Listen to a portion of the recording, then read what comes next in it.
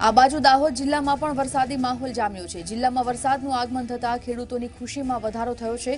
દાહોદ સહિત ગરબાડા, ધાનપુર, ફતેપુરામાં વરસાદ પડી રહ્યો છે, તો બીજી બાજુ ઝાલોદ, સંજેલી, લીમખેડા, દેવગઢ, બારિયામાં પણ મેઘરાજા મન મૂકીને વરસી રહ્યા છે।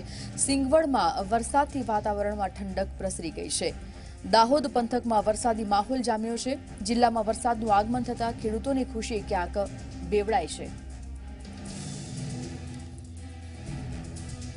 હરીન ચલિયા અમારા સંવાદદાતા ફોનલાઈન પર જોડાઈ ગયા છે, તેઓ સાથે વાત કરીએ। હરીન, જિલ્લામાં વરસાદનું આગમન થઈ ગયું છે, ખેડૂતોની ખુશી બહોળાય છે, શું છે અત્યારથી વરસાદની પરિસ્થિતિ ત્યાં?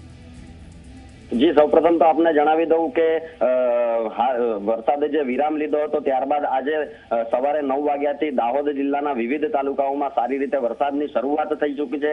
તેમાં પણ જો દાહોદ શહેરની વાત કરીએ તો સવારથી 9, સાડા 9 વાગ્યા બાદ સાંબેલાધાર વરસાદ, એક ધારો વરસાદ પડી રહ્યો છે, જેના કારણે સર્વત્ર વિસ્તારમાં, સમગ્ર વિસ્તારમાં ઠંડક પ્રસરી ગઈ છે।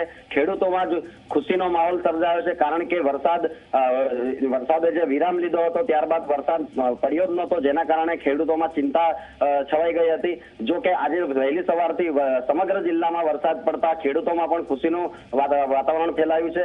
અને જે ડેમોની સ્થિતિની વાત કરીએ તો ડેમોમાં પણ પાણીની આવક ઘટી ગઈ હતી, પરંતુ હાલ વરસાદ શરૂ થતા ડેમોમાં પણ પાણી ભરાવાની શરૂઆત થઈ ગઈ છે, જેના કારણે હાલ સમગ્ર જિલ્લામાં ઠંડકનું વાતાવરણ છે। જી બિલકુલ, એટલે ડેમોમાં નવા પાણીની આવક થઈ છે। માહિતી માટે આપનો આભાર હરીન। તો દાહોદ જિલ્લામાં વરસાદી માહોલ અત્યારે જામ્યો છે, ખેડૂતોની ખુશી પણ બહોળાય છે, સાથે જ દાહોદ સહિત ગરબાડા, ધાનપુરા, ફતેપુરામાં પણ વરસાદી માહોલ અત્યારે જામ્યો છે।